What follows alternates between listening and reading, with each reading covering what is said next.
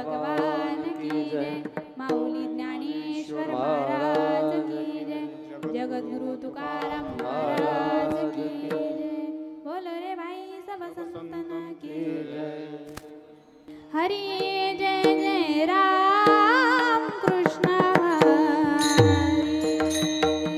हरे जय जय राम कृष्ण हरे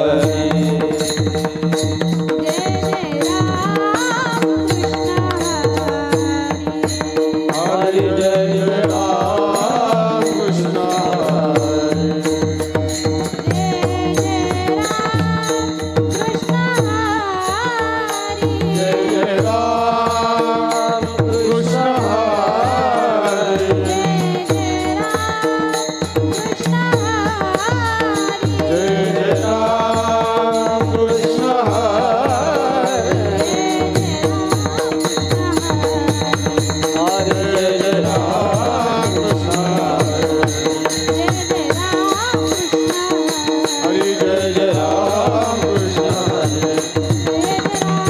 हरे जय जय राम कृष्ण हरे हरे जय जय राम कृष्ण हरे हरे जय जय राम कृष्ण हरे जय जय राम कृष्ण हरे जय जय राम कृष्ण हरे जय जय राम कृष्ण जय जय जय राम कृष्ण जय जय राम कृष्ण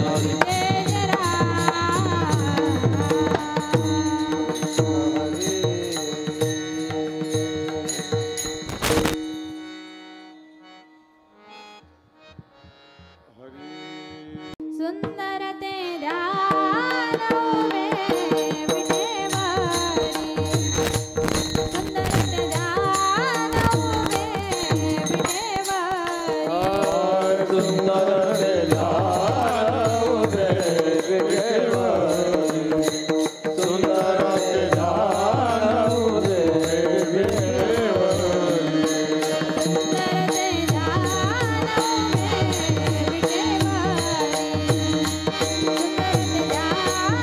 उभे विटेवारी, सुंदर ते ध्यान उभे विटेवारी, सुंदर ते ध्यान उभे विटेवारी,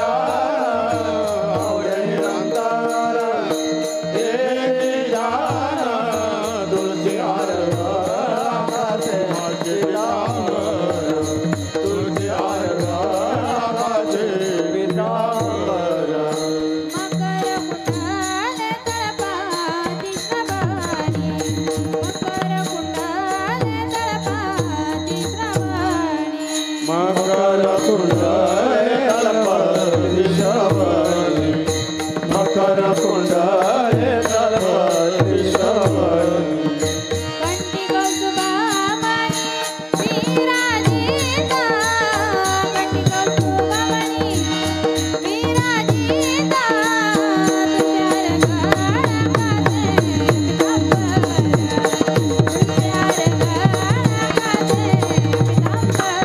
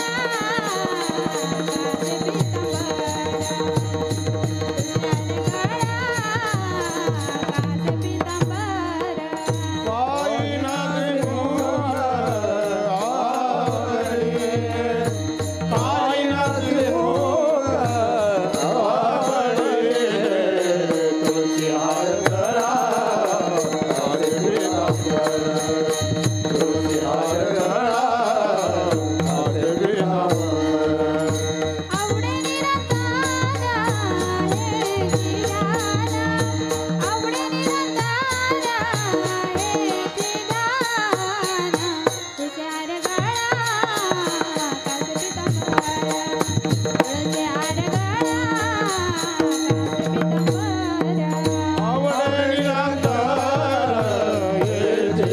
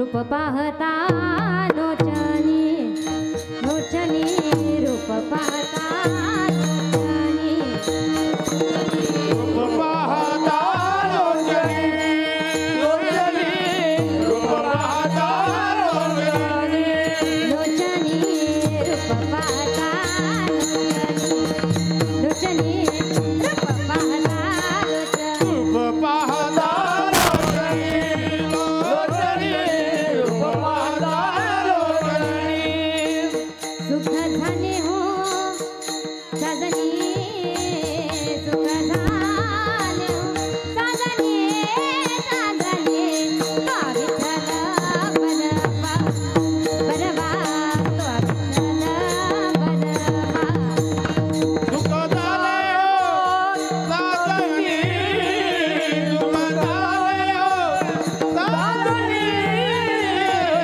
तो हा विठ्ठल बलवा बलवा तो हा विठ्ठल बलवा तो हा माधव बलवा तो हा माधव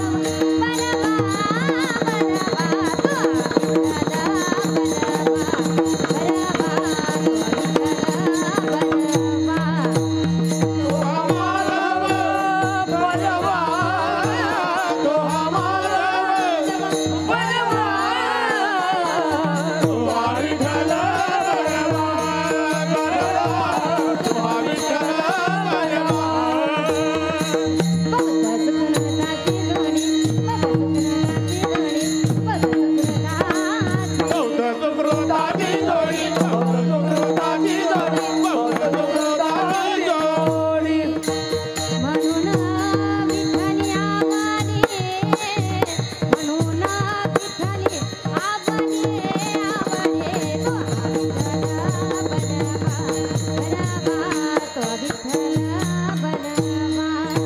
म्हणून विठ्ठली आवाने म्हणून विठ्ठली आवाने आवाने तो विठ्ठल बलवा तो हा माधव बलवा तो हा माधव बलवा बलवा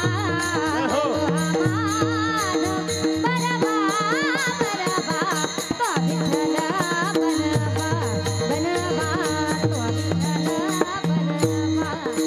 तो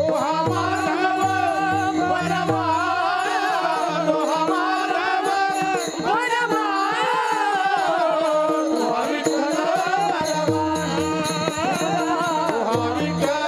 बलवा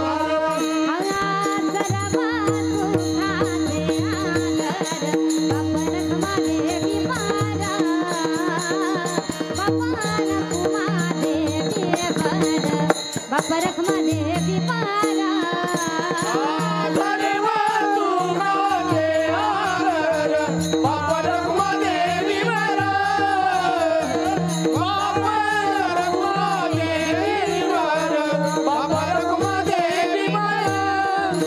तो हा विठ्ठल बलवा तो हा माधव बलवा तो हा विठ्ठल बलवा तो हा माधव बलवा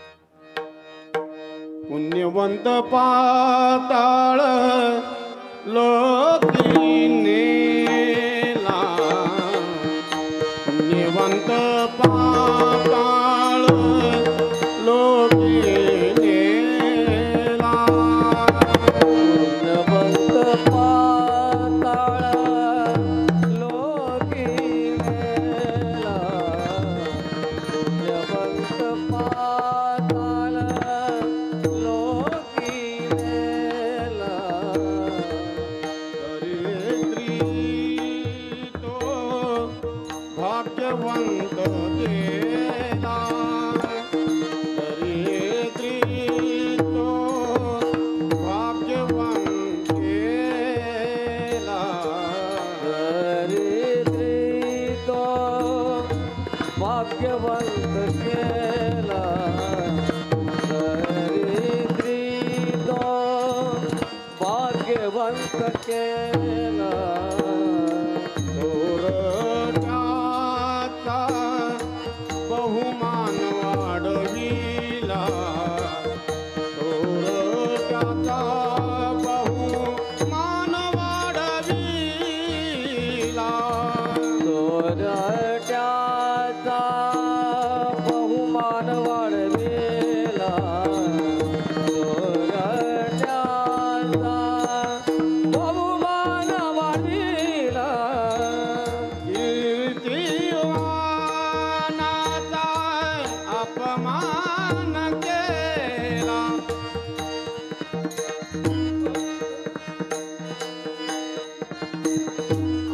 अपमान केला केला केला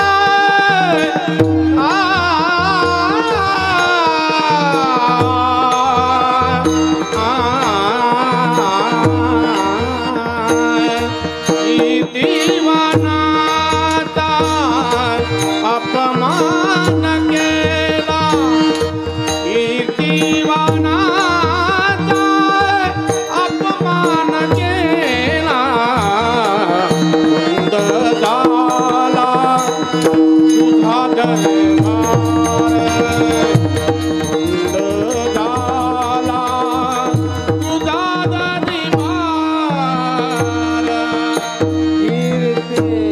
कीर्तिमानाचा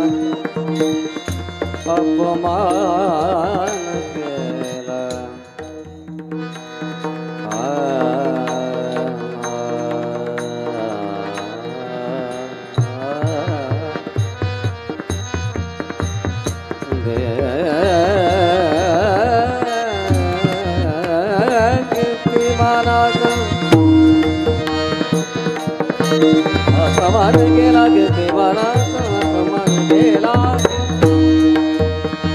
अपमान केला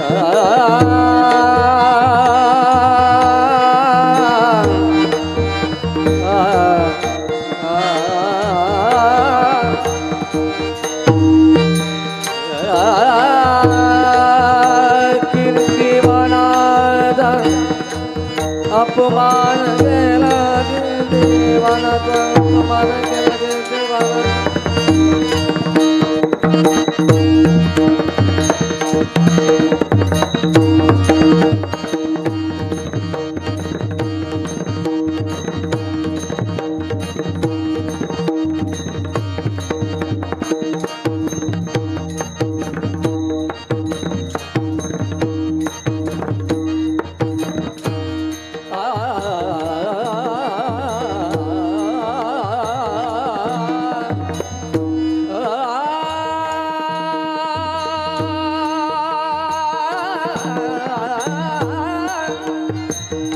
कीर्तिमानाचा अपमान केला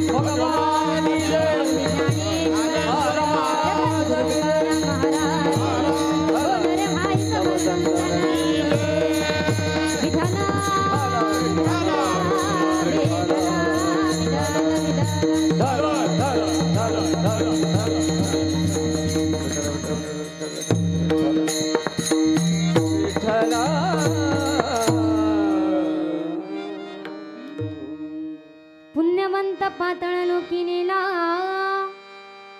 दरिद्री तो भाग्यवंत केला चोरट्याचा बहुमान वाढविला कीर्तिवानाचा अपमान केला धुंद झाला तुझा दरबार वैरियासी दिधली मोक्ष सिद्धी कपटियादी दिधली महानिधी सेवकाच्या डुंगा नवे चिंदी चाळकासी त्रैलोक्य भावे वंदे धुंद झाला तुझा दरबार पतिव्रता तिवृथा गुंतविनी विषागणिका ती सत्तेनो कानेनी कळीस्म कुळा नाविनी यादव वृंदा ही गोष्ट बरी नाही केली धुंद झाला तुझा दरबार सत्ववनाचा बहुकीना छळ कीर्तिवनाचे मानियेने बाळ सखा म्हणा मिसे नाचे त्याचे बळ जणी म्हणे तुझे सर्वजण खेळ धुंद झाला तुझा दरबार विठ्ठल विठ्ठल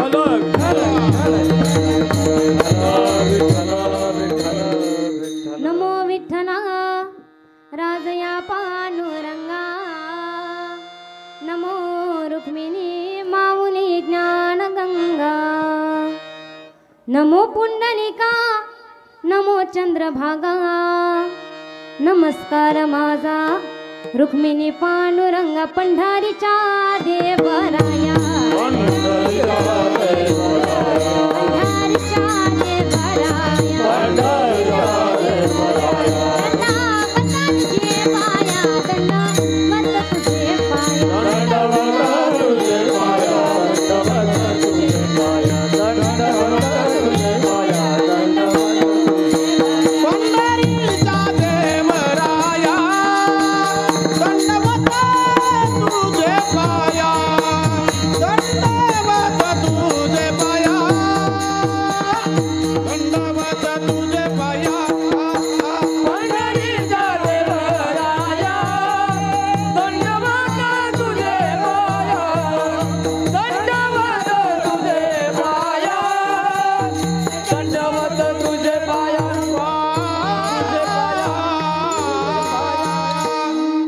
अलंकापुरी पुण्यभूमी पवित्र तिथे नांदतो ज्ञान राजा सुपात्र तया आठविता महापुण्य राश्री नमस्कार माझा श्री सद्गुरु ज्ञानेश्वरा श्री नमो ज्ञानेश्वरा नमो ज्ञानेश्वरा नमो ज्ञानेश्वरा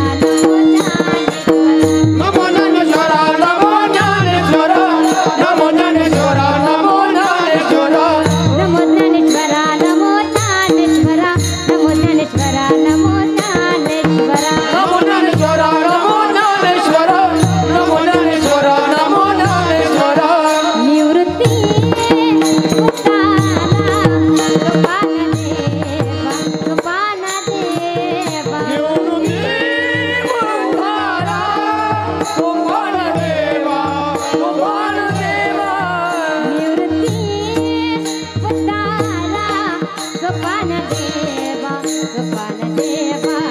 मुक्ताबाई नमो त्रिभुवन पावनी मुक्ताबाई नमो त्रिभुवन पावनी मुक्ताबाई नमो त्रिभुवन पावनी मुक्ताबाई नमो त्रिभुवन पावनी मुक्ताबाई नमो त्रिभुवन पावन मुक्ताबाई नमो त्रिभुवन पावन मुक्ताबाई नमो त्रिभुवन पावन मुक्ताबाई नमो त्रिभुवन पावन पावन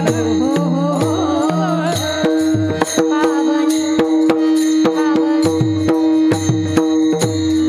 ओम नमो ज्ञानेश्वरा करुणाकरा दयाळा तुमचा अनुग्रहाला धनो पावन झालो चराचरी मी कळा कुसले काही चलेने बोलतो वचने अतिभाविका एका जनार्दनी तुमचा दास त्याच्या सपूर्वी विठ्ठल ढाला ढाला ढाला विठ्ठल विठ्ठल विठ्ठल अभंगाला सुरुवात करण्यापूर्वी थोडासा परिहार द्यायचा तो असा की आज आपल्या गावामध्ये चालू असलेला हा अखंड हरिनाम सप्ताह आणि या सप्ताहामधली पहिल्या दिवसाची कीर्तनरूपी सेवा माझ्यासारख्या पामराकडे यावे हे माझे मी परमभाग्य समजते. संपूर्ण ग्रामस्थाच्या वतीने ही कीर्तनाची सेवा माझ्याकडे आली, त्याबद्दल संपूर्ण ग्रामस्थाचे मी आभार मानते. तसेच माझे गुरुवर्य आदरणीय हरिभक्त पारायण सौभाग्यवती वनिताताई प्रकाश पाटील व प्रकाश पांडुरंग पाटील यांच्या गुरुकृपेने, तसेच माझ्या आई वडिलांच्या कृपा आशीर्वादाने, तसेच तुम्हा श्रोतोवर्गांच्या आशीर्वादाने आज मी कीर्तनाच्या ठिकाणी उभी आहे. विठ्ठल विठ्ठल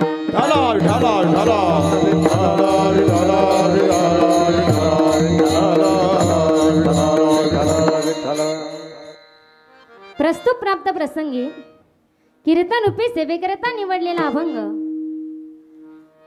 स्वतःला नामदेवरायांची दासी म्हणवून घेणारी ज्ञानदेवादी भावंडाचा सहवास लाभलेला संत जनाबाईचा देवाचा कारभाराचा वर्णन करणारा चौकटीचा अभंग आज या कीर्तन रूपी सेवेकरता निवडलेला आहे. विठ्ठल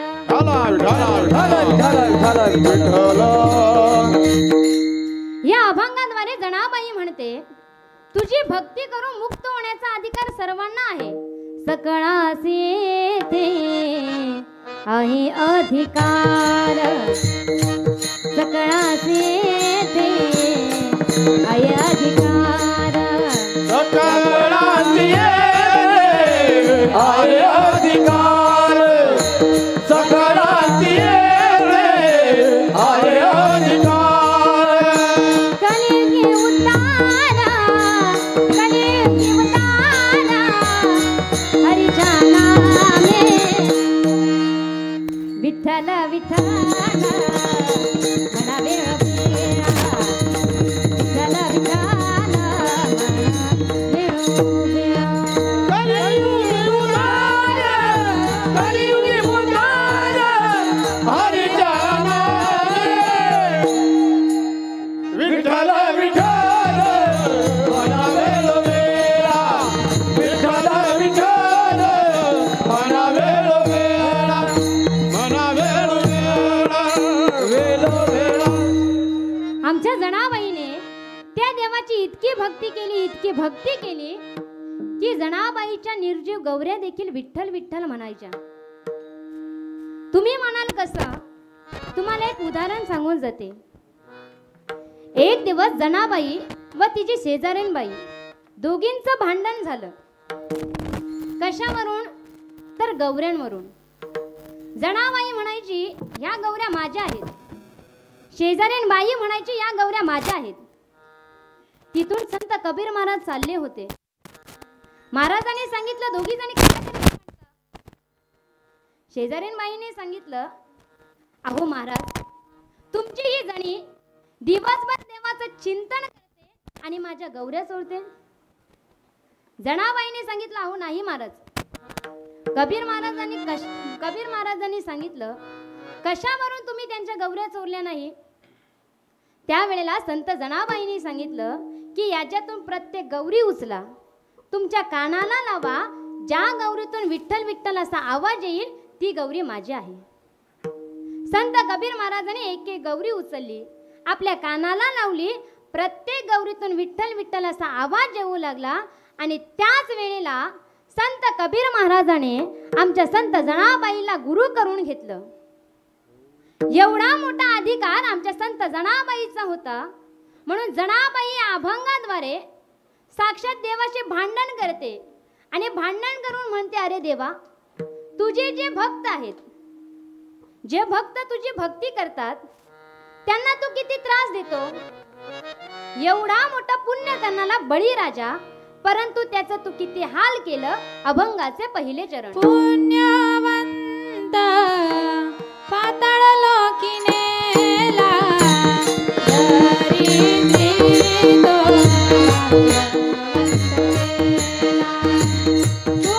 पुण्यवंत पाताळ लोकी नेला, दरिद्री तो भाग्यवंत केला. पाताळ लोकी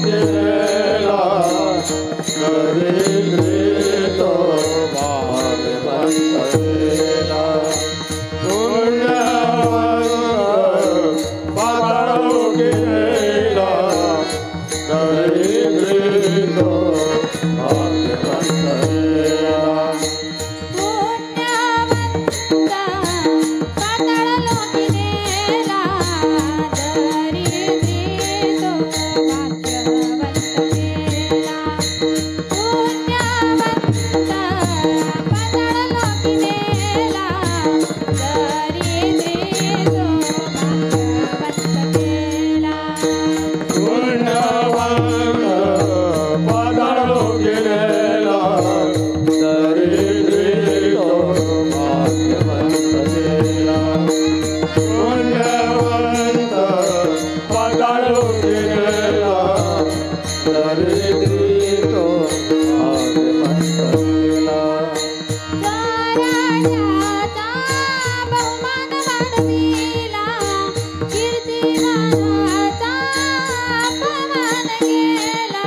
सक सक सक सम मम सम मनदत मनदत निद पम गरे सा. सक सक सक सम मम सम मनदत मनदत निद पम गरे सा. निज निज धनि धनि पद पद मप मप गम गम रे गरे ग पम गरे सा.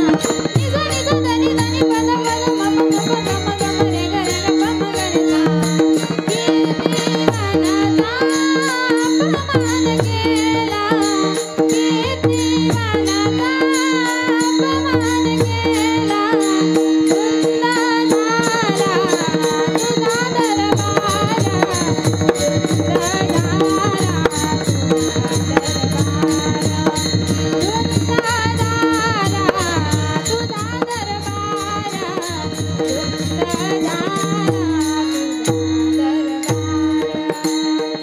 कीर्तिवानाचा अपमान केला, कीर्तिवानाचा अपमान केला.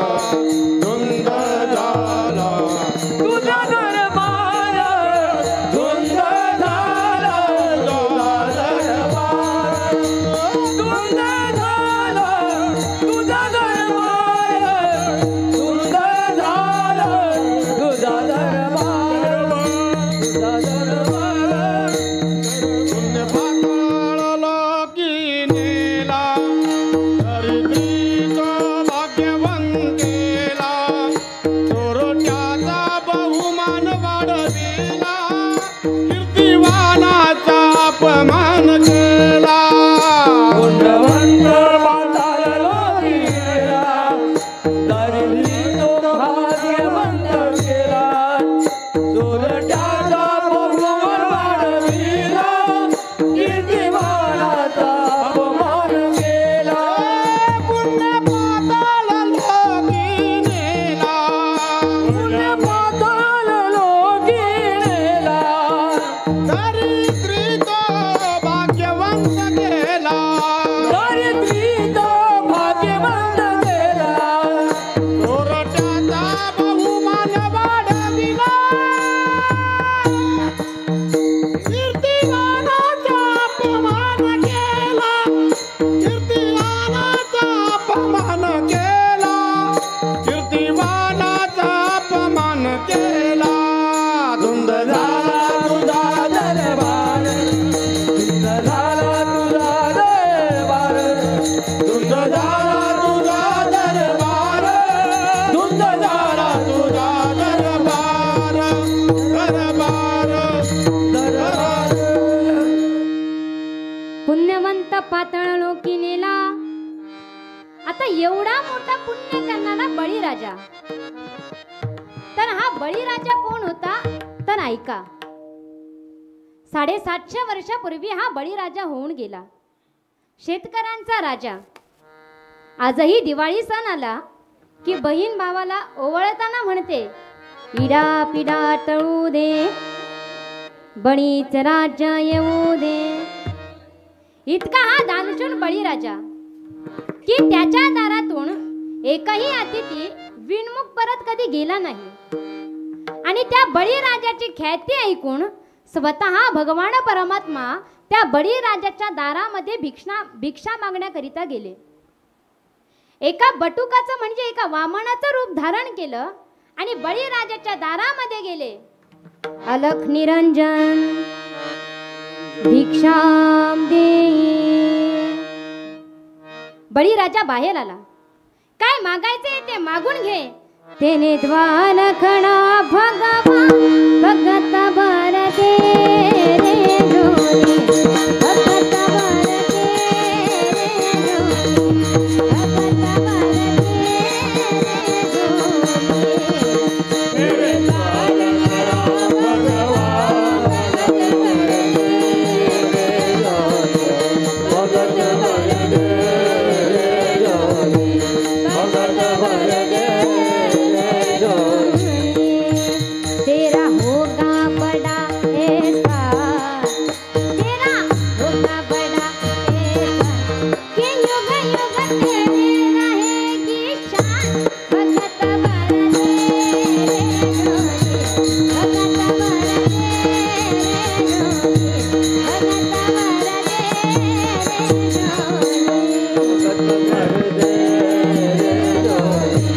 भगत बर दे रे जोरी भगत बर दे जोरी भगत बर दे जोरी तोर उठी सारी धरती देखने तुना गगन है सारा. तोर उठी सारी धरती देखने तुना गगन है सारा. भीख मांगने आया तेरे घर जगत का पालनहार रे जगत का पालनहार रे. मैं आज तेरा मेहमान मैं आज तेरा मेहमान परखने मुझको तेरा पहचान. भगत बर दे रे जोरी भगत बर दे रे जोरी भगत बर दे जोरी भगत बर दे जोरी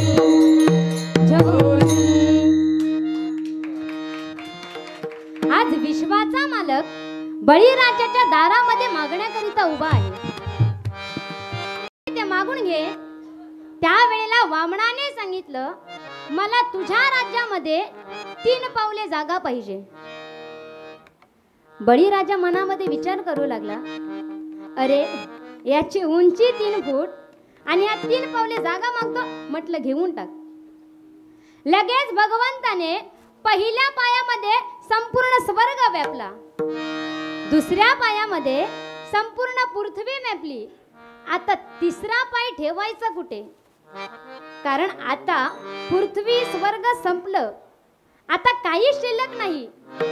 देवाने बळीराजाला प्रश्न केला. म्हटलं आता तिसरा पाय कुठं ठेवू? बळीराजाने आपला स्वतःचा तसा डोक्यावर ठेवला. म्हणून माझ्या भगवंताने त्यांचा तिसरा पाय हा बळीराजाच्या डोक्यावर ठेवला आणि बळीराजाला थेट पाताळात नेऊन घातलं. पुण्यवंत पाताळ लोकी नेला. आता पुढे ऐका. दरिद्री तो भाग्यवंत केला. याच्यामध्ये सुदामदेवाचं वर्णन आलंय. सुदामदेव भगवंताचा सक्का मित्र. एक दिवस सुदामदेवाच्या बायकोने सांगितलं, अहो तुमचा मित्र द्वारकेचा राजा झालाय. तुम्ही त्याच्याकडे जा आणि आपल्याला 2 टाइमाला पुरेल इतकं अन्न घेऊन या. लगेच सुदामदेव भगवंताला भेटण्याकरिता निघाले. सुदामदेवाची अवस्था फाटके कपडे, तुटकी चप्पल, डोक्याला पटका कपडा बांधलेल्या. आपल्या हिंदू धर्माच्या प्रथेप्रमाणे कोणाच्याही घरी जाताना रिकाम्या हाताने जाऊ नये म्हणून 17 घरून भीक मागून आणलेले पुरचुंडीवर पोहे घेऊन सुदामदेव भगवंताला भेटण्याकरिता निघाले. द्वारकेला जाऊन पोचले. द्वारपालाने अडवलं. म्हटलं कोणत्याही भिकाऱ्याला राज दरबारामध्ये जाण्याची परवानगी नाही. सुदामदेवाने सांगितलं, माझ्या कपड्यावरून मी तुम्हाला भिकारी वाटत असेल, पण मी भगवंताचा सक्का मित्र आहे. तुम्हाला खरं वाटत नसेल ना तर भगवंताला जा आणि त्याला सांगा की तुम्हाला भेटायला कोणीतरी तुमचा मित्र सुदाम आलाय. अरे द्वारपालो कन्हैया से कह दो, अरे द्वारपालो कन्हैया हंस के दो किधर पे सुदामा गरीब आ गया है, किधर पे सुदामा गरीब आ गया है, किधर पे सुदामा गरीब आ गया है। अरे द्वारपालो कन्हैया से कह दो, अरे द्वारपालो कन्हैया से कह दो, इधर सुदामा गरीब आ गया है, इधर पे सुदामा गरीब आ गया है। भटकते भटकते न जाने कहाँ से, भटकते भटकते न जाने कहाँ से, तुम्हारे महल में गरीब आ गया है, तुम्हारे महल में गरीब आ गया है। अरे द्वारपालो कन्हैया से कह दो, अरे द्वारपालो कन्हैया से कह दो, इधर पे सुदामा गरीब आ गया है, इधर पे सुदामा गरीब आ गया है, इधर पे सुदामा गरीब आ गया है। गरीब आ गया है, गरीब आ गया है। लगेच द्वारपाल गेला आणि भगवंताला सांगितलं की तुम्हाला भेटायला तुमचा मित्र कोणीतरी सुदामा आलाय। देवाने ऐकलं, देवाला आनंद झाला आणि आनंदाच्या भरामध्ये देवाने वरूनची उडी मारली डायरेक्ट सुदाम्याजवळ। सुदाम देवाची अवस्था बघितली, फाटके कपडे, तुटकी चप्पल। देवाला सुदामाला बघून रडू आलं, अरे मी तर द्वारकेचा राजा झालोय, परंतु माझ्या सुदामाची ही अशी अवस्था। त्यावेळेला सुदामदेव ती पोह्यांची पुरचुंडी आपल्या कमरेला लपवू लागला। देवाने लगेच सुदामाच्या कमरेला हात घातला आणि हात घातल्याबरोबर ती पोह्यांची पुरचुंडी फुटली, सगळे पोहे जमिनीवर पडले। परंतु माझ्या भगवंताने ते जमिनीवर पडलेले पोहे हे आनंदामध्ये माझा भगवंत खाऊ लागला। पोहे सुदामा देवाचे पोहे, सुदामा देवाचे पोहे, सुदामा देवाचे पोहे, सुदामा देवा। ओहे सुदामा देवाचे ओहे, सुदामा देवाचे, ओहे सुदामा देवाचे ओहे, सुदामा देवाचे, सुदामा देवाचे पोहे, सुदामा देवाचे पोहे, सुदामा देवाचे पोहे, सुदामा ओहे सुदामा देवाचे ओहे, सुदामा देवाचे, ओहे सुदामा देवाचे ओहे, सुदामा देवाचे। पगे मरे कोरालेचे, पगे मरे कोराले, आ हो पगे मरे कोरालेचे पोहे, सुदामा देवाचे पोहे, प्रेमाचा मुखेला, ओर प्रेमाचा देवाचे पोहे, सुदामा दे। ओके हरी बोल गाजे, ओके हरी बोल गाजे,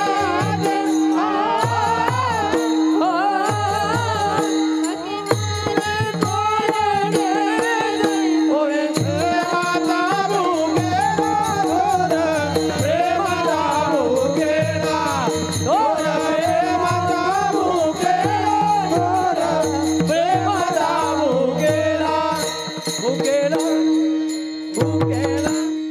देवाने ते जमिनीवर पडलेले पोहे खाल्ले। सुदाम देवाला विचारलं, अरे सुदामा, तुला काय मागायचे ते मागून घे। त्यावेळेला सुदाम देवाने सांगितलं, मला काहीच नको, फक्त 2 टाइम पुरेल इतकं अन्न तू मला दे। भगवंताने सुदाम देवाचा भाव बघितला आणि एकट्यालाच नाही तर संपूर्ण गावच सोन्याचा करून दिला। सुदामा ब्राह्मण दुःख दारिद्र्य पिढीला मुष्टी पोहे घेऊन या त्याच भेटी लागे गेला सुदामावते कोणिया गाव सोनियाचा दिला गाव सोनियाचा दिला विठोबाचा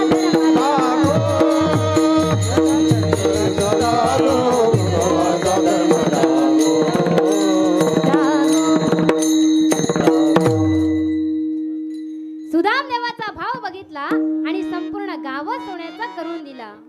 म्हणून जनाबाई म्हणते दरिद्री तो भाग्यवंत केला. आता याच्या पुढे चोरट्याचा बहुमान वाढविला. आता चोरटा म्हणजे कोण तर याच्यामध्ये वाल्या कोळ्याचं वर्णन आलेलं आहे. वाल्या कोळी एका जंगलामध्ये राहायचा आणि त्या जंगलामध्ये येणाऱ्या जाणाऱ्या माणसांची तो लूटमार करायचा. त्यांचं सोनं नाणं घ्यायचं. त्याने इतकी माणसं मारली होती की एक माणूस मारला की रांजणामध्ये एक खडा टाकायचा. असे त्याचे 7 रांजण भरले होते. आणि त्याच जंगलातून एक दिवस नारद मुनी चालले होते. वाल्या कोळ्याने बघितल्यानंतर वाल्या कोळी नारद मुनीवर कुऱ्हाड घेऊन धावला. नारद मुनीच्या मानेवरती कुऱ्हाड टाकणार. नारद मुनीने सांगितलं थांबा. तुम्ही हे जे काही पाप करता हे कशाकरिता करता? तुम्ही तुमच्या घरी जा, बायको मुलांना विचारा की तुम्ही त्या पापामध्ये सहभागी आहात का? वाल्या कोळीने नारद मुनींना सांगितलं की तुम्ही बरा पळायचा डाव साधला. नारद मुनीने सांगितलं तुला जर वाटत असेल मी पळून जाईन तर तू काय कर, मला एका झाडाला बांधून ठेव. लगेच वाल्या कोळी आपल्या घरी पळत पळत गेला. बायको मुलांना विचारलं तुम्हाला आनंदात ठेवण्याकरिता मी लोकांना मारून त्यांचं सोनं नाणं तुमच्याकरिता आणतो, त्या पापामध्ये तुम्ही वाटेकरी आहात का? बायको मुलांनी सांगितलं तुम्ही आमच्याकरिता जी काही धनसंपत्ती आणता का त्या धनसंपत्तीमध्ये आम्ही वाटेकरी आहोत, पण तुम्ही जे पाप करता का त्या पापामध्ये आम्ही वाटेकरी नाही. वाल्या कोळ्याला पश्चाताप झाला. पळत पळत नारद मुनींजवळ गेले. नारद मुनींचे पाय पकडले. मला या पापातून मुक्त व्हायचं आहे, काहीतरी सांगा. त्यावेळेला नारद मुनीने सांगितलं तू काही करू नको, फक्त या झाडाखाली बस आणि फक्त रामाचं चिंतन कर. वाल्या कोळ्याने सांगितलं मला राम राम म्हणता येत नाही, मला मरा मरा म्हणायची सवय आहे. नारद मुनीने सांगितलं मरा मरा म्हटलं तरी चालेल आणि मरा मरा म्हणता म्हणता मराचा राम कधी झाला हे कळलंच नाही. त्याने रामाचं इतकं चिंतन केलं की त्याच्या अंगाभोवती मुंग्यांचं वारूळ तयार झालं आणि एक दिवस वाल्या कोळ्याचा वाल्मिक ऋषी झाला आणि रामजन्माच्या 12,000 वर्ष अगोदर प्रभू रामचंद्रांचं चरित्र सांगणारा पहिला ग्रंथ लिहिला आणि त्या ग्रंथाचं नाव म्हणजे रामायण. केले रामायण रामादे केले रामायण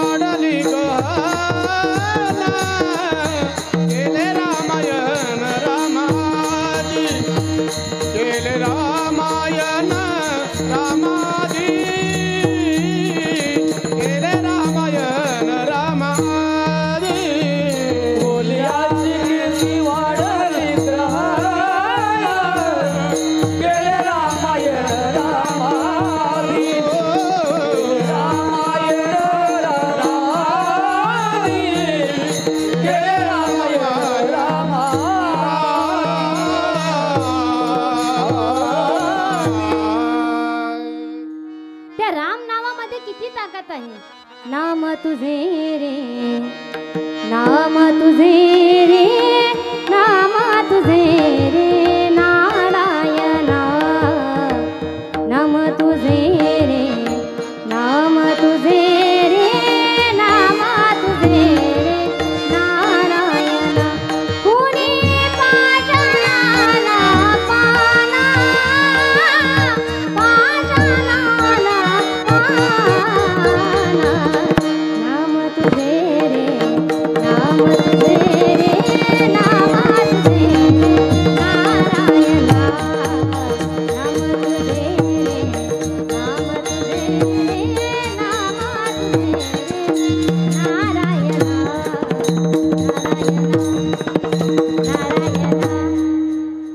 म्हणून चोरट्याचा बहुमान वाढविला. पुढं कीर्तिमानाचा अपमान केला. आता याच्यामध्ये मांडवी ऋषींचं वर्णन आलंय की एक दिवस मांडवी ऋषी ध्यान करत असताना तिथे चोरी झाली आणि चोरीचा संपूर्ण आळ हा मांडवी ऋषींवर आला. मांडवी ऋषींनी चोरी केली म्हणून मांडवी ऋषींना सुळावर देण्याची शिक्षा सुद्धा झाली की तुम्ही लहान असताना विनाकारण एका काजव्याच्या पायाला काटा टोचला म्हणून हा सुळाचा काटा तुम्हाला टोचला. इतके कीर्तिमान मांडव्य ऋषी होते पण तरी सुद्धा माझ्या भगवंताने त्यांचा एका राजाच्या हातून अपमान करून घेतला म्हणून कीर्तिवानाचा अपमान केला. धुंद झाला तुझा दरबार. आज आपल्या गावामध्ये हा अखंड हरिनाम सप्ताह सुरू आहे आणि सकाळी आपल्या मंदिरामध्ये पूजा झाली आणि सर्वप्रथम आपण पूजा ही गणपती बाप्पाची करतो. कारण जर आपल्याला सगळं कार्य शुभ कार्य जर करायचं असेल तर आपण पहिली सुरुवात ही गणपती बाप्पापासूनच करतो. कारण गणपती बाप्पाचं जर आपण पूजन केलं तर आपलं संपूर्ण कार्य हे सिद्धीत जात असतं. गणनायकाय गणदैवताय गणाध्यक्षाय धीमहि गुणशरीराय गुणमंडिता गुणेशानाय धीमहि गुणातीताय गुणाधीशाय गुणप्रविष्टाय धीमहि एकदन्ताय वक्रतुण्डाय गौरीतनयाय धीमहि गजेशानाय भालचन्द्र श्रीगणेशाय धीमहि एकदन्ताय वक्रतुण्डाय गौरीतनयाय धीमहि गजेशानाय भालचन्द्र श्रीगणेशाय धीमहि गानचतुराय गानप्राणाय गानान्तरात्मने गानोत्सुकाय गानमत्ताय गानोत्सुकमनसे गुरुपूजिताय गुरुदैवताय गुरुकोस्ताय गुरुविक्रमाय गुह्यप्रवराय गुरवे गुणगुरवे गुरुदेवतंगला चेतने गुरुधर्मसदाराजाय गुरुपुत्र पवित्राते गुरुपाखण्डकाय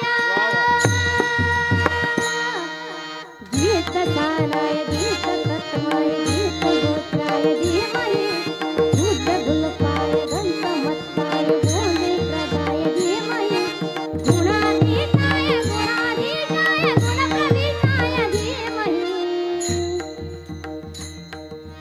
एकदन्ताय वक्रतुण्डाय गौरीतनयाय धीमहि गजेशानाय भालचन्द्र श्रीगणेशाय धीमहि एकदन्ताय वक्रतुण्डाय गौरीतनयाय धीमहि गजेशानाय भालचन्द्र श्रीगणेशाय धीमहि श्रीगणेशाय धीमहि श्रीगणेशाय धीमहि.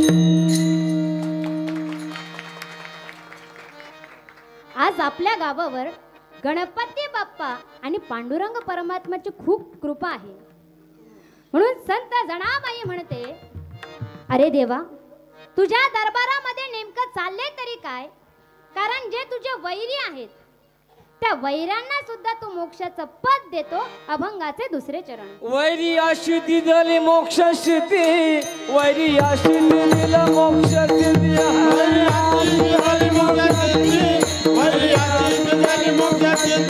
कप्पी अशी दिली महानिधी कप्पी अशी दिली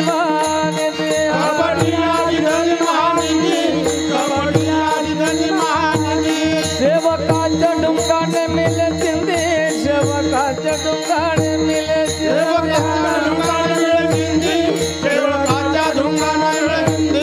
चालका सकल लोके भावे वंदी हो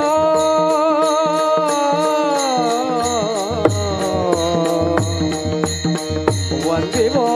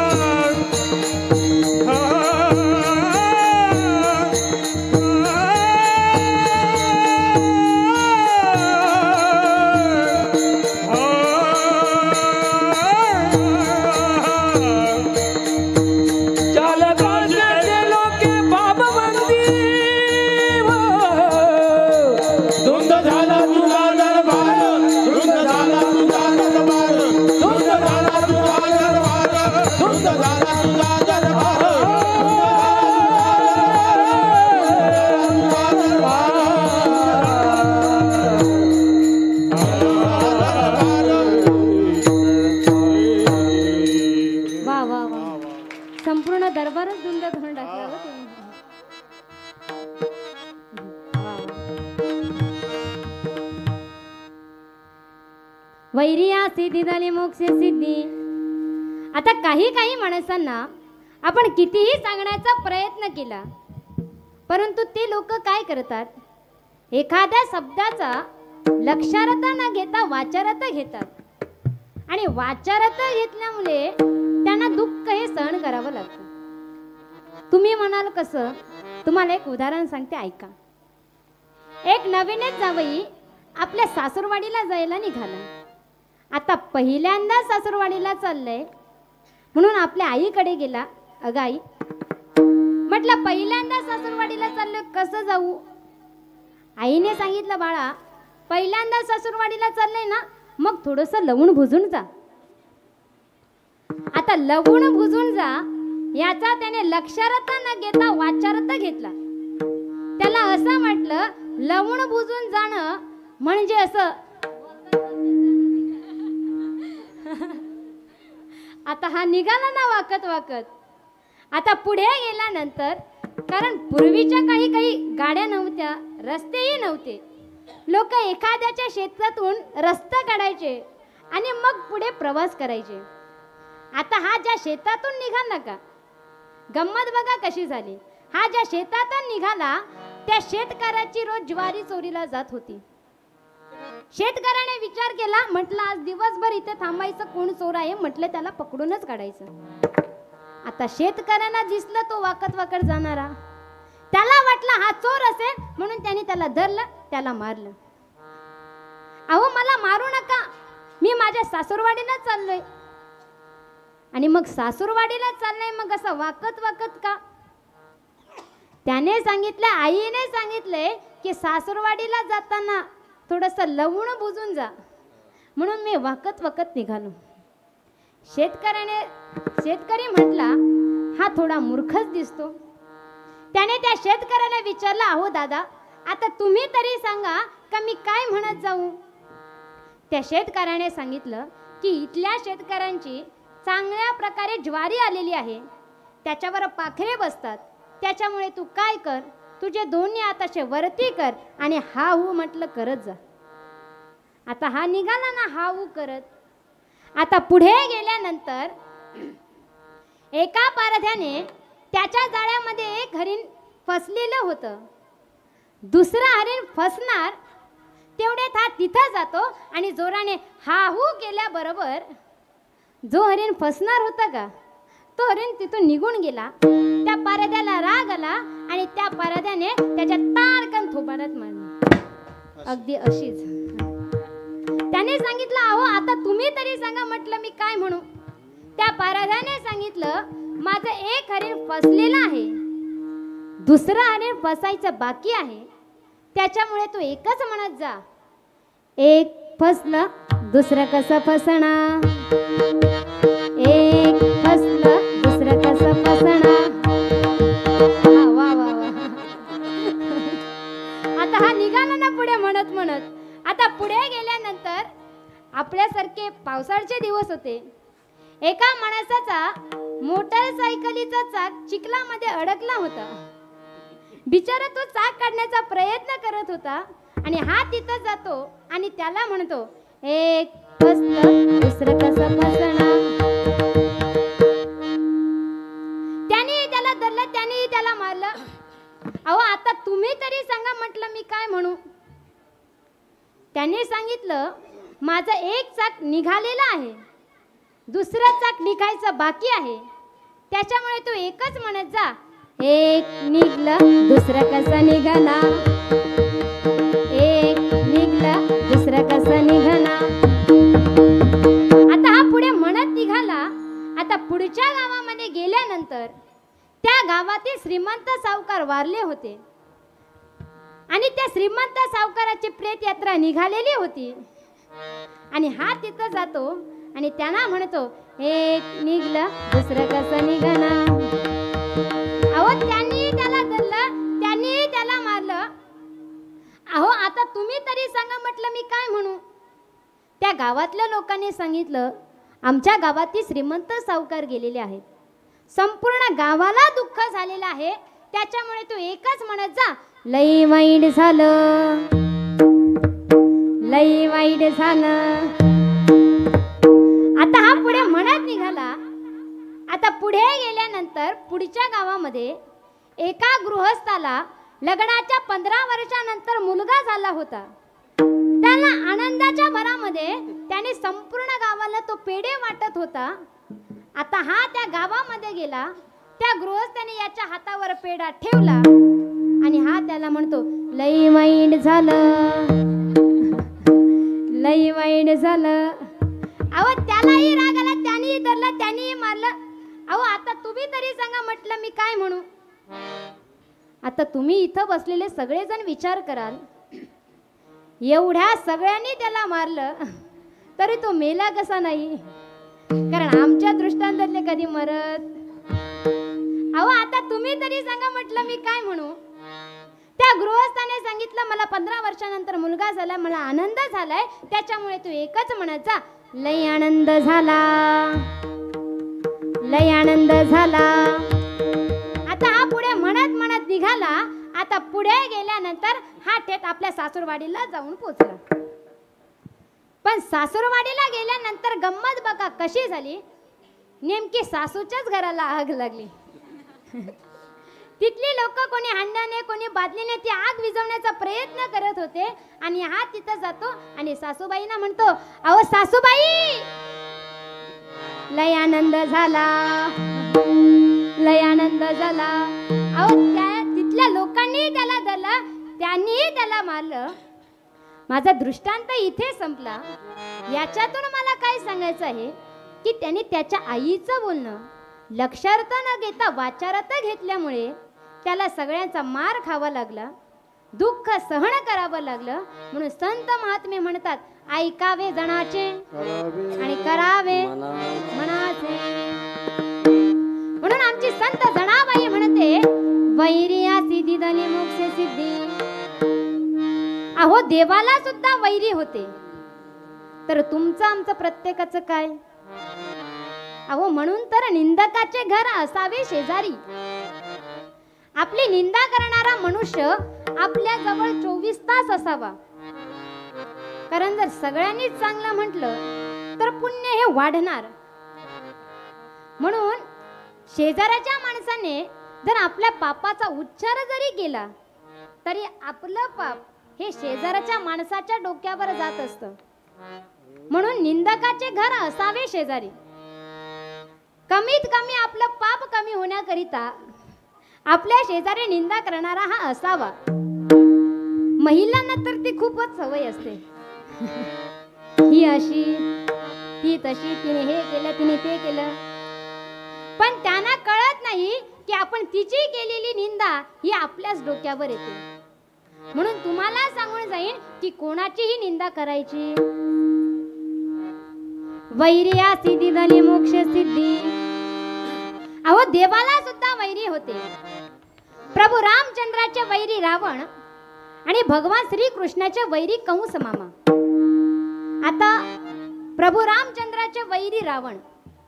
रावणाला माहिती होतं की त्याचं मरण हे रामाच्या हातून आहे. म्हणून रावण काय करायचा, उठताना बसताना झोपताना जेवताना प्रत्येक काम करत असताना तो रामाचं चिंतन करायचा. आणि एक दिवस रामाच्या हातून मरण आल्यामुळे वैरिया सिद्धी धनी मोक्ष सिद्धी. कंस मामाला सुद्धा माहिती होतं की त्याचं मरण हे कृष्णाच्या हातून आहे. म्हणून कंस मामा सुद्धा उठताना बसताना खाताना झोपताना प्रत्येक काम करत असताना तो कृष्णाचं चिंतन करायचा. वैरत्वाने का होईना रावणाने प्रभू रामचंद्राचं आणि कंस मामाने भगवान श्री कृष्णाचं चिंतन केल्यामुळे त्यांना दोघांना काय तर वैरिया सिद्धी धनी मोक्ष सिद्धी. त्यांना मोक्षाचं पद प्राप्त झालं. कपटिया दिदले महानिधी. ज्याने कपट केलं तो मारीच मामा. कपटी हरणाचं रूप धारण केलं. सीता मातेला मोह झाला की त्या हरणाच्या कातडाची चोळी पाहिजे. सीता मातेला मोह झाल्यामुळे सीता मातेला आपल्या स्वतःच्या पतीचा तिला विरह सहन करावा लागला. मग ज्याने एवढं मोठं कपट केलं तरी सुद्धा कपटियादी दली महानिधी, सेवकाच्या ढुंगा न मिळे चिंदी. देवाचे जे सेवक आहेत, जे वारकरी आहेत, कधी कधी त्या वारकऱ्यांना 2 टाइम पुरेल इतकं अन्न सुद्धा कधी मिळत नाही. मी माझ्या भगवंताला सांगून जाईन, माझी एक अशी इच्छा आहे की माझा वारकरी हा कधी उपाशी राहता कामा नाही. शक्यतो असं कधी होत नाही, कारण माझ्या भगवंताचं पहिलं कारण आहे भक्ता राखे पाया पासी.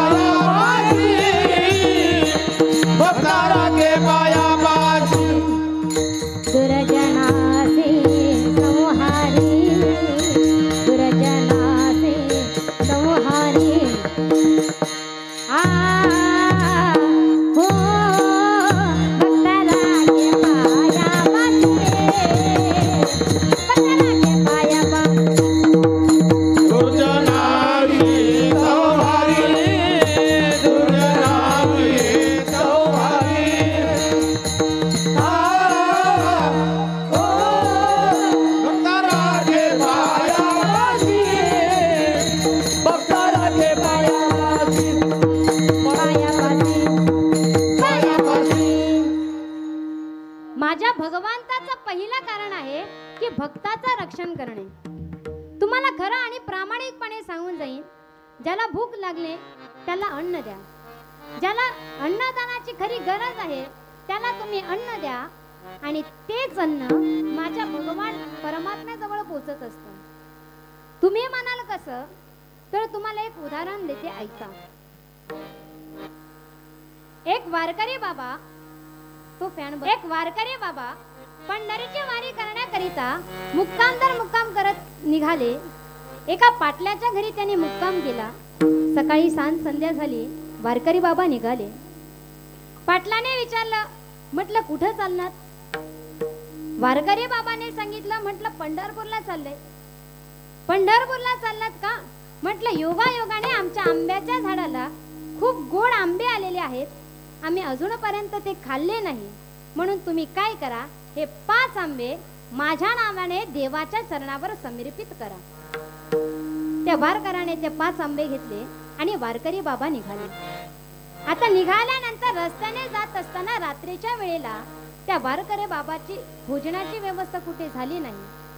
बाबांना खूप भूक लागली होती, म्हणून बाबांनी काय केलं, त्या 5 आंब्यांपैकी 2 आंबे खाल्ले, 3 आंबे ठेवले. वारकरी बाबा पुढे निघाले, पंढरपूरला जाऊन पोहोचले.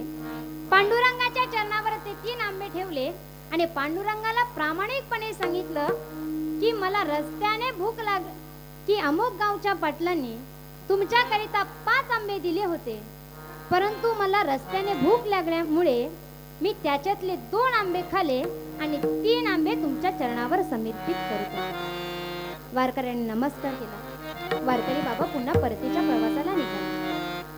पुन्हा त्या पाटलाच्या घरी मुक्कामाकरिता थांबले आणि त्या पाटलाला प्रामाणिकपणे सांगितलं की तुम्ही जे मला 5 आंबे दिले होते का, त्याच्यातून मी 2 आंबे खाल्ले आणि 3 आंबे देवाच्या चरणावर समर्पित केले. पाटलाने सांगितलं काही हरकत नाही.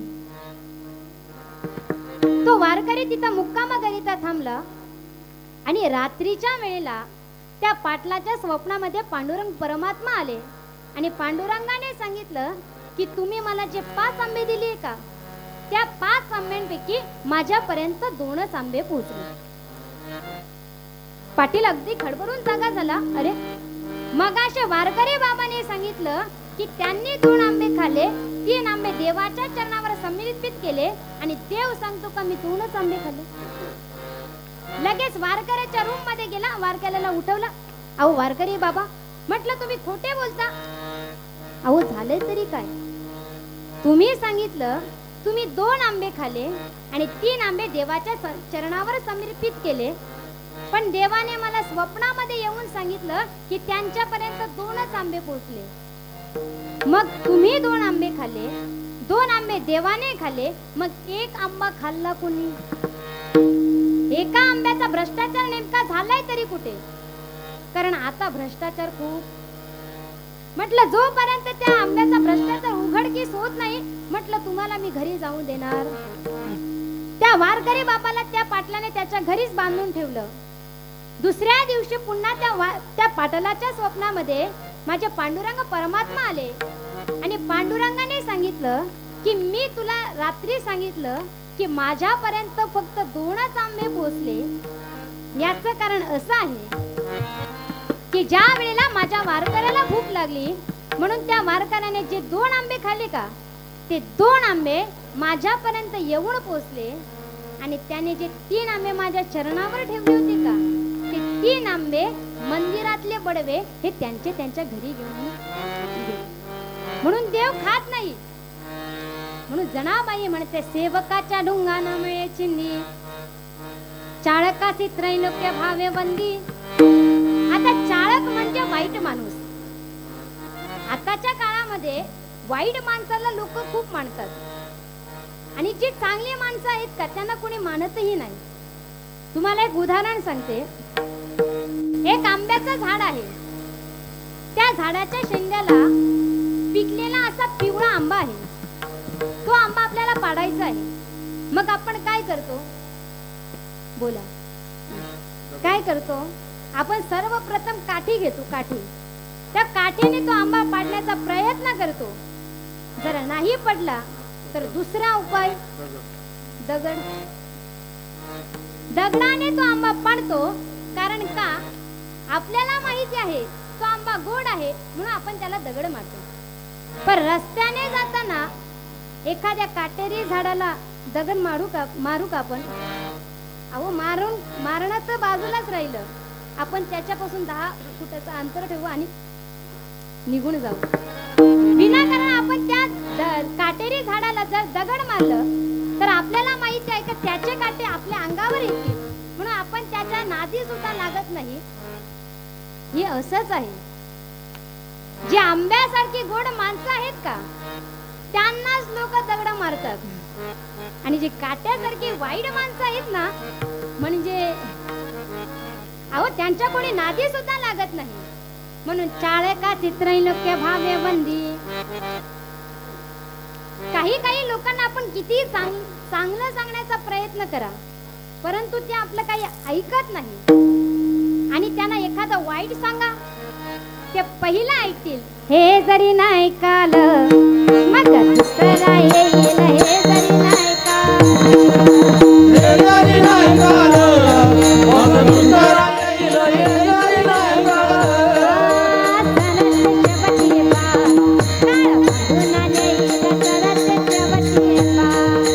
सरत शेवटी बा, काल बांधून नेईल. सरत शेवटी बा, एका जनावर झाले आमचे काय बाजाईल.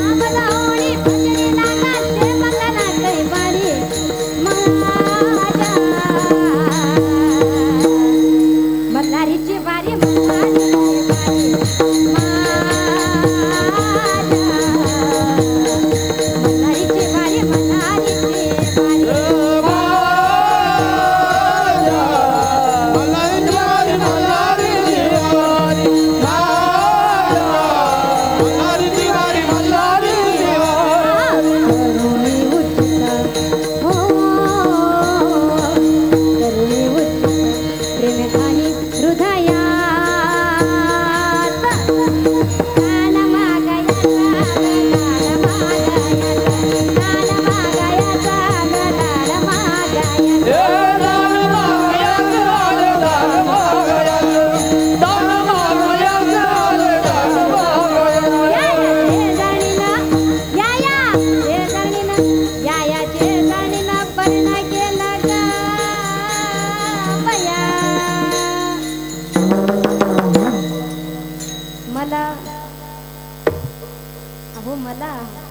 मला पंढरीला नेला ग मला पंढरीला नेला ग बया मला पंढरीला नेला ग बया माघारी बोल बोल ते काबिला माधवारी पिंगळा माधवारी बोल बोल ते काबिला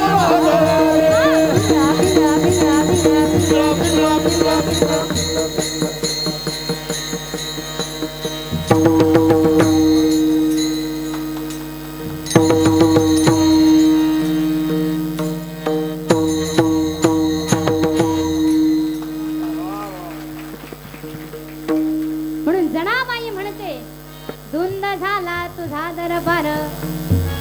अरे देवा, तुझ्या दरबारात नेमकं चाललंय तरी काय? जी महान प्रतिव्रत स्त्री होती तिला तू तुझ्यामध्ये सामावून घेतलं, अभंगाचे चित्र पतिव्रताची वृंदा गुंतविली, पतिव्रताची वृंदा गुंतविली, पतिव्रताची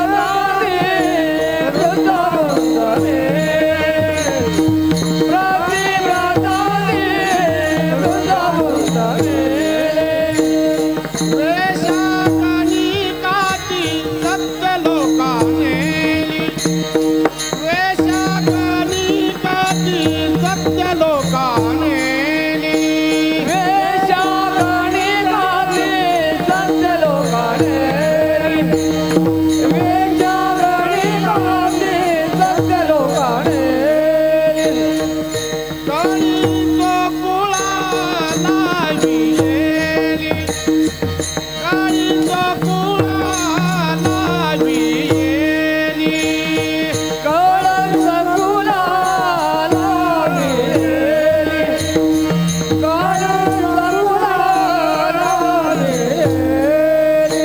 यादव वृंदा ही गोष्ट बरी नाही केली, बरी नाही केली, बरी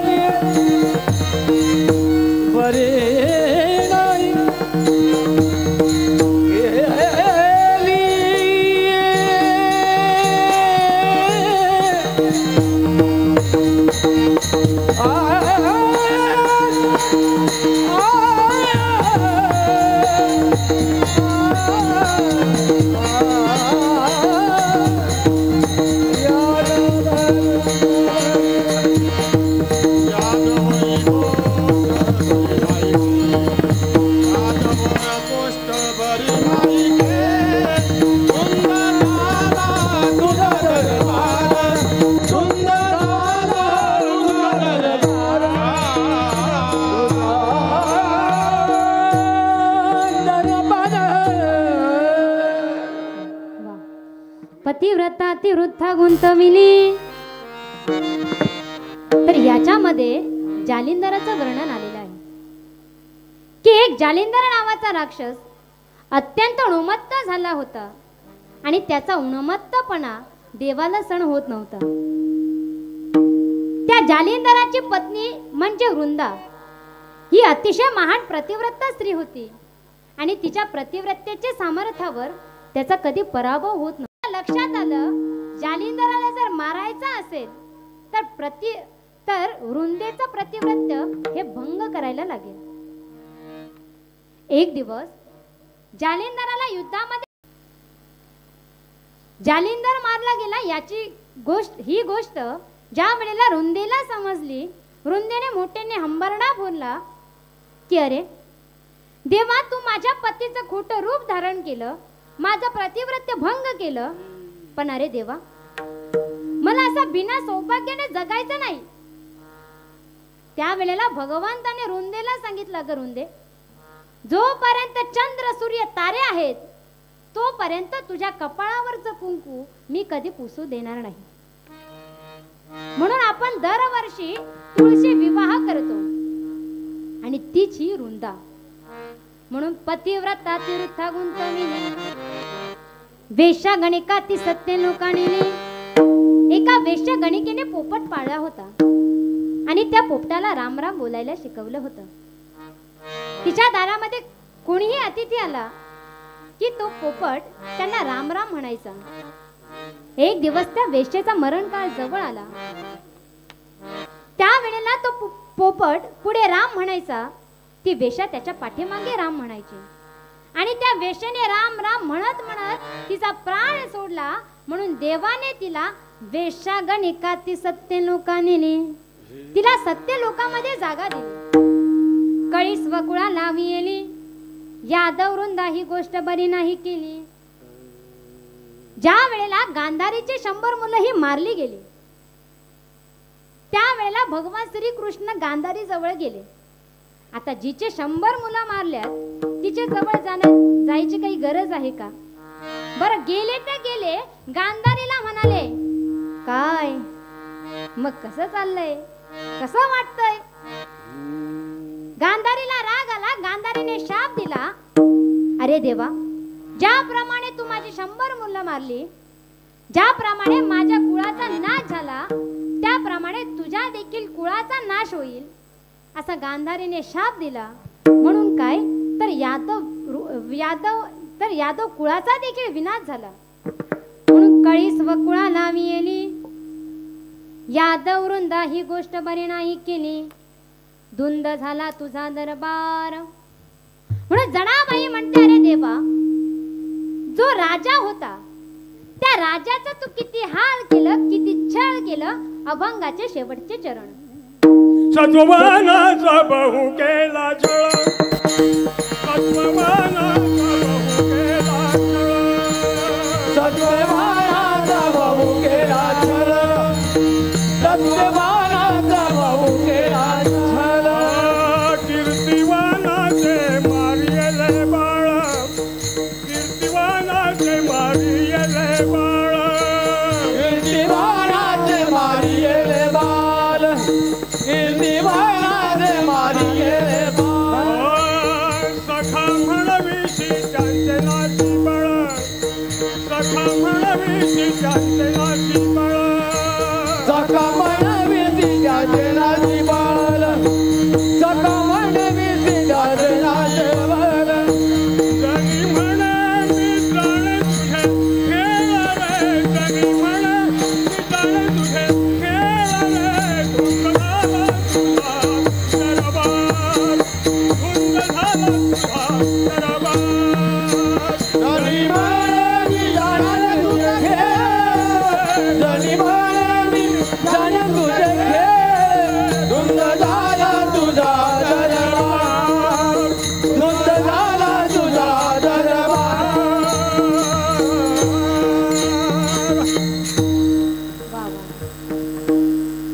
सत्वमानाचा बहु केला छळ.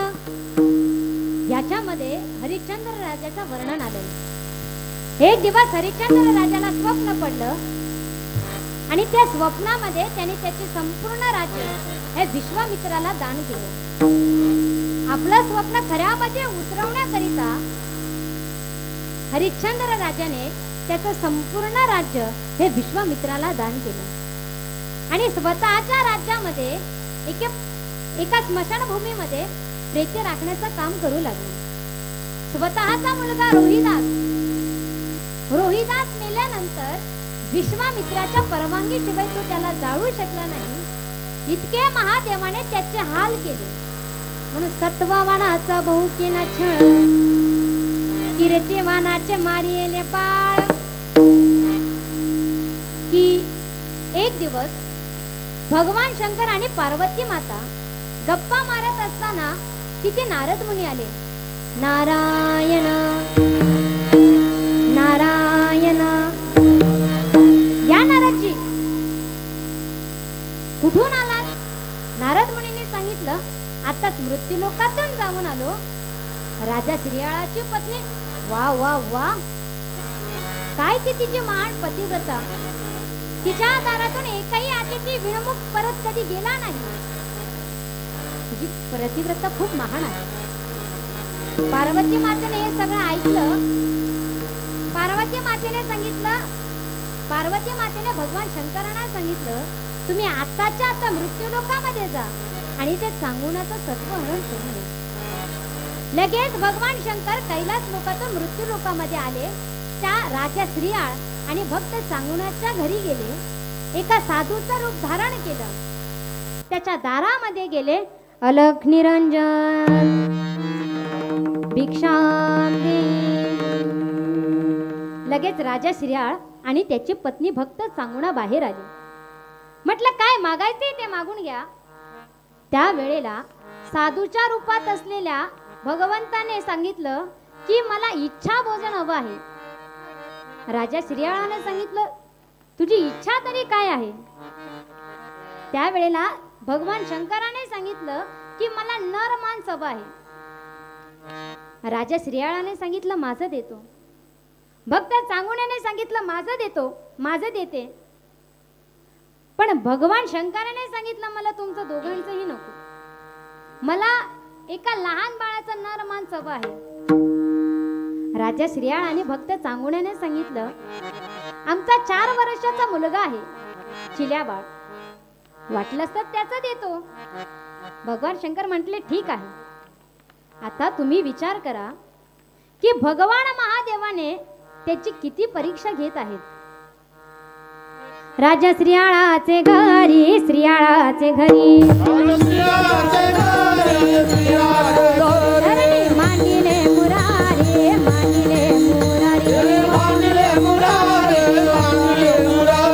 मानविना गणिताचे बाळ त्याचे हाती, मानविना गणिताचे बाळ त्याचे हाती. एवढे हरिश्चंद्राचे वैभव, हरिश्चंद्राचे वैभव,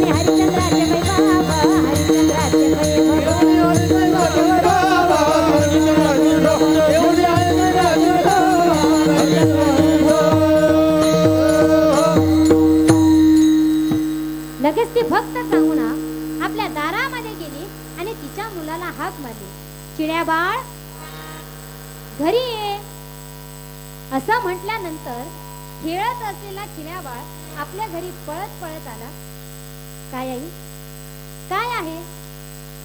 भक्त सांगुणाने सांगितलं, आपल्या घरी साधू आले. त्यांना इच्छा भोजन हवं आहे आणि इच्छा भोजन मध्ये त्यांना नर मांस हवं आहे. आम्ही सांगितलं, आमचं देतो. त्यांनी सांगितलं, तुमचं दोघांचंही नको, मला एका लहान बाळाचं नर मांस हवं आहे. त्या छोट्याशा चिल्या बाळाने सांगितलं, अगं आई, मग माझं देऊन टाक. त्यावेळेला त्या भक्त सांगुणाने आपला स्वतःचा मुलगा असा समोर धरला. आता तुम्ही मला सांगा, कोणी आपल्या मुलाला मारेल का? पण भक्त सांगुणाने आपल्या मुलाला असं डोळ्यासमोर धरलं आणि एका क्षणात तिने तिच्या मुलाचं शिर हे धडा वेगळं केलं. रडू लागली. एकुलता एक मुलगा होता, तोही आता झाला. पण तिने विचार केला की मी काय करते, साधू महाराजांना या धडाचं जेवण तयार करून देते आणि शिर मात्र रात्रंदिवस माझ्या डोळ्यापुढे ठेवते. पण साधूच्या रूपात असलेला भगवान महादेवाने सांगितलं, मला मुलाच्या धडाचं नको जेवण, म्हटलं मला मुलाच्या शिराचं भोजन हवं आहे. आणि ते सुद्धा कसं माहिती का, त्या मुलाचं शिर घे, त्याला उघडामध्ये टाक, त्याला कान आणि ओवी म्हण. आणि ओवी म्हणत असताना तुझ्या डोळ्यातून जर अश्रू आले तर मी तुला शाप देईन आणि इथून निघून जाईन. त्यावेळेला त्या भक्त सांगून आले, आपल्या स्वतःच्या मुलाचं असं शिर घेतलं, उघडामध्ये टाकलं, त्याला कांडायला सुरुवात केली आणि ओवी म्हणायला लागली, समजावू कशी तुझची चिलया बाळ, लाचारसे हा आजाईचा पान, समजावू कशी तुझची चिलया बाळ, लाचारसे हा आजाईचा पान, हृदयातून दुःख हे सळते, क्षणोक्षणी तुझची स्मरते, संपला असा सावघडीचा सारा, लाचारसे हा आजाईचा पाना, लाचारसे हा आजाईचा पाना. भोजन तयार झाले, ताटं वाढण्यात आली, साधू महाराज जेवायला बसला. साधू महाराजांनी सांगितलं, माझ्यासोबत तुम्ही दोघांनीही जेवायला बसायचं. आता तुम्ही मला सांगा, कोणी स्वतःच्या मुलाचं मांस खाईल का? पण तरी देखील ते दोघेचे दोघे जण जेवायला बसले, एक घास खाणार. साधूने सांगितलं थांबा. म्हटलं तुम्हाला मुलं किती? साधूने सांगितलं एक होता, आता तोही गेला. राजा श्रीयाळाने सांगितलं एक होता, आता तोही गेला. त्यावेळेला साधूने सांगितलं, म्हणजे तुम्ही आता निपुत्रक झालात. म्हटलं निपुत्रकच्या हातचं मी खात नाही. त्यावेळेला त्या राजा श्रीयाळ आणि भक्त सांगुनाने मोठ्याने हंबरडा फोडला, अरे तुमच्या सांगण्यावरून आम्ही आमच्या मुलाचं शिर धडा वेगळं केलं. आमचा एकुलता एक मुलगा आम्ही तुमच्यासाठी मारला आणि तुम्हीच आम्हाला निपुत्रिक केलं आणि तुम्ही म्हणता तुमच्या हातचं मी खाणार नाही. दोघे जण रडायला लागले. तेव्हा साधूच्या रूपात असलेले भगवान महादेव प्रगट झाले आणि भगवान महादेवाने सांगितलं की मी तुमची सत्व परीक्षा घेत होतो आणि त्या परीक्षामध्ये तुम्ही उत्तीर्ण झाला. तुमचा मुलगा मेलेला नाही, तो जिवंत आहे. म्हटलं दारामध्ये जा, त्याला हाक मारा. भक्त सांगून लगेच पळत गेली. दारामधून आवाज दिला, चिड्या बाळ घरी ये. असा म्हटल्यानंतर खेळत असलेला चिड्या बाळ आपल्या घरी परत आला. म्हणून कीर्तिवानाचे मारिये बाळ, सखा म्हणावीसे नासी त्याचे बळ. ज्या वेळेला भगवान श्रीकृष्ण निजधामाला जायला निघाले, त्यावेळेला भगवान श्रीकृष्णाने अर्जुनाच्या अंगातील सगळे बळ काढून घेतले. ज्या वेळेला यादव कुळाचा विनाश होऊ लागला, त्यावेळेला अर्जुनाने काय केलं, त्या स्त्रियांना घेऊन त्यांना वाचवण्याकरिता अर्जुन त्या स्त्रियांना घेऊन जंगलामध्ये पळू लागला. आणि त्या जंगलामध्ये पंजाबच्या काही लुटारांनी त्या स्त्रियांवर अन्याय अत्याचार करायला सुरुवात केली. अर्जुनाने त्या लुटारांसोबत युद्ध करण्याचा प्रयत्न केला, परंतु अर्जुन त्याच्यामध्ये पराभूत झाला आणि संपूर्ण स्त्रियांचा तिथे संहार झाला. आता अर्जुन काही सर्वसामान्य मनुष्य नव्हता की जेने संग्राम हरू जिंकिला. निमंत कवचाचा तोह फोडिला आणि पोवाडू तो केला गंधर्वासी. ज्याने अनेक युद्ध जिंकले होते, निवांत कवच नावाच्या राक्षसाला ज्याने मारलं होतं तो अर्जुन त्या लुटारून समोर कमी पडला. तो त्या लुटारून समोर हरला. याचं कारण काय आहे तर भगवान श्रीकृष्णाने त्याच्या अंगातील बळ सगळे काढून घेतले होते. म्हणून सका म्हण विसेनासी त्याचे बळ. म्हणून जनाबाई म्हणते हे तुझे सगळे खेळ मला माहिती आहेत. म्हणून आता तुम्ही सर्वांनी काय करा, तुमचे दोन्ही हाताचे वरती करा आणि हाताने टाळी आणि मुखाने परमेश्वराचं नामचिंतन. विठोबा रखुमाई विठोबा रखुमाई विठोबा रखुमाई विठोबा रखुमाई विठोबा रखुमाई